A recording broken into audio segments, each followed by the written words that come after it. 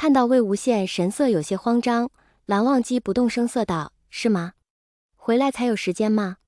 魏无羡干巴巴地说：“所以，蓝湛你对我来说很特别呀，因为有时间给我画画。”蓝忘机反问：“其实不只是情趣的。”魏无羡画笔一顿，小声说：“蓝湛，我很喜欢你。”哦，反应这么平淡。魏无羡不满地瞪过来：“是艺术家的那种喜欢是吗？”蓝忘机面不改色，可以从床上延伸出绘画灵感。魏无羡明显一愣：“快回答说不是。”蓝忘机在心里期盼着，可魏无羡只是呆呆点了点头。“你呢？”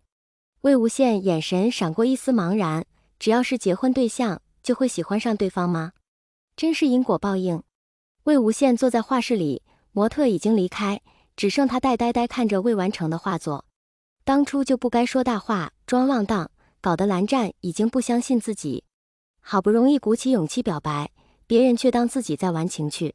你呢？只要是结婚对象，就会喜欢上对方吗？魏无羡环顾四周，今天他发现这间画室时，不知道多惊喜。可是换成别人呢？蓝湛也会依据结婚对象的兴趣爱好为别人准备专门的房间吗？我喜欢魏婴。蓝忘机认真道。哦。魏无羡也冷笑着反问，没想到冰清玉洁的蓝二少爷，因为一纸婚约就能喜欢上别人。蓝忘机的脸一下就冷了下来，他站起身说：“我去洗漱。”既然喜欢，那你为什么还要离婚？魏无羡不服气，冲着蓝忘机的背影说。蓝忘机没有回头，因为你要离婚。本是互诉心意，结果不欢而散，搞得两人都还很火大。怎么会变成这样？魏无羡愤然要把画笔扔出去，又生怕弄脏画布上蓝忘机脸部的轮廓，只得又往房间角落里丢。好不容易遇到这么动心的人，下定决心要坦白心意，自己竟然都能搞砸。魏无羡坐在画室半天没动，蓝忘机洗漱完走进来，已经恢复常态，自然地坐回原来的位置。魏无羡的目光看向角落，笔已经被他扔了。蓝忘机无限好耐心，起身捡起来递到他手里。两人又像没事人一样继续作画，但这次他们都没有说话。魏无羡画累了，抬起一条腿踩在凳子上，丝毫没在意被掀起的衬衣下摆后面若隐若现的风光被人看了遍。可是有一点不对劲，魏无羡想起在国外时，他那些艺术家朋友都是坐在画架前，对着衣不蔽体的模特作画。这么到他这里，缪斯穿得整整齐齐，连衬衣扣子都扣得严丝合缝，衣不蔽体的反而是自己。魏无羡往椅背上一靠，忽然道：“蓝湛，可以把衣服脱了吗？”蓝忘机迟疑了，魏无羡不耐烦地挥挥手中的画笔，催促他快脱。蓝忘机只好脱掉居家外套，开始解衬衣扣子。看到蓝忘机缓缓露出精致的锁骨、白皙的胸膛，魏无羡忍不住咽了咽口水，一时间竟忘了自己还在画画。蓝忘机脱光衣服，看到魏无羡目不转睛的模样，淡然道：“继续。”哦。魏无羡回过神来，迅速在画布上勾勒出蓝忘机上身的轮廓。明明脸长得秀气，身体的肌肉线条却这么完美。以艺术家的眼神鉴赏蓝忘机的身体，魏无羡才意识到之前学绘画时遇到的模特简直比不上蓝湛的1/1000。难怪自己后来不想画画了，没遇到蓝忘机之前，魏无羡都懒得提笔。蓝湛真绝色，不愧是我魏无羡的缪斯。刚刚争吵过后的别扭情绪已经被抛诸脑后，魏无羡专注地将眼前的美好形象用精湛的画技展现在画布上。蓝忘机静静坐着，眼神一刻也没离开过魏无羡的身影。好啦，魏无羡潇洒收笔，快过来看看。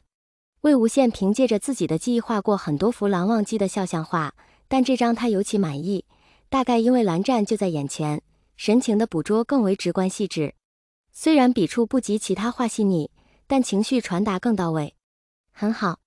蓝忘机认真欣赏片刻，忍不住夸赞道：“这张一定要挂起来才行。”魏无羡放下调色盘和画笔，不过我还有一点细节需要再处理一下，明天带去画廊继续画好了。现在画如何？蓝忘机这个模特十分敬业。现在我可没心思了。魏无羡上前一步，用手揽住蓝忘机的身体，脸颊若即若离蹭过对方的微凉肌肤，温热的呼吸喷洒在脖颈处。两人一个光着上身，一个光着下身，在灵感迸发的同时，欲望也悄无声息蔓延开来。虽然双方都各怀心事，但互相喜欢的事实不会改变。争吵归争吵，但该做的时候，两人可不会迟疑半分。感情的事被暂且搁置在一旁，因为两人都心知肚明，他们对彼此有着致命的吸引力。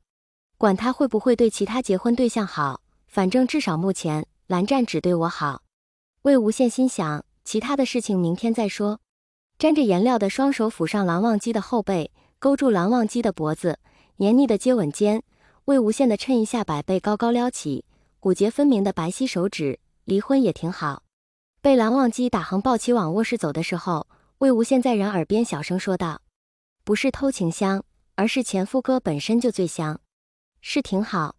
所以你想通了，不再吃醋了。”魏无羡被放在床上，抬腿就直接搁在蓝忘机的肩膀。